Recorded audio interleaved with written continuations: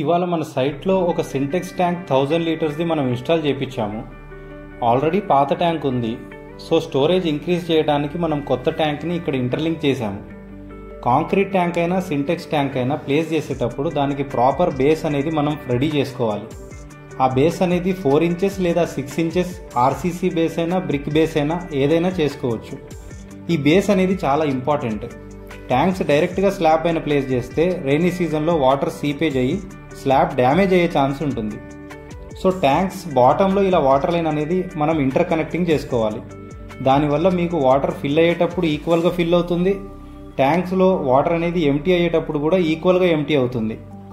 ఇలా సింటెక్స్ ట్యాంక్సే కాకుండా కాంక్రీట్ ట్యాంక్స్కి కూడా మనం ఇంటర్లింక్ అనేది చేసుకోవచ్చు. ఇంతకీ కాంక్రీట్ ట్యాంక్ బెటరా మనకి సింటెక్స్ ట్యాంక్ బెటరా అంటే మీకు 5000 లీటర్స్ కన్నా తక్కువ యూసేజ్ ఉన్న వాళ్ళు సింటెక్స్ ట్యాంక్కి వెళ్తే బెటర్.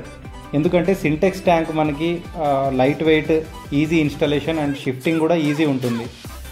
లీకేజెస్, క్రాక్స్ కూడా ఉండవు.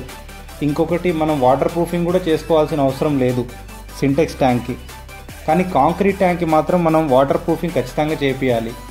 మెయింటెనెన్స్ ఉంటుంది. 5000 లీటర్స్ కన్నా ఎబో యూసేజ్ ఉన్న వాళ్ళే మాత్రమే కాంక్రీట్ ట్యాంక్స్కి వెళ్ళడం బెటర్.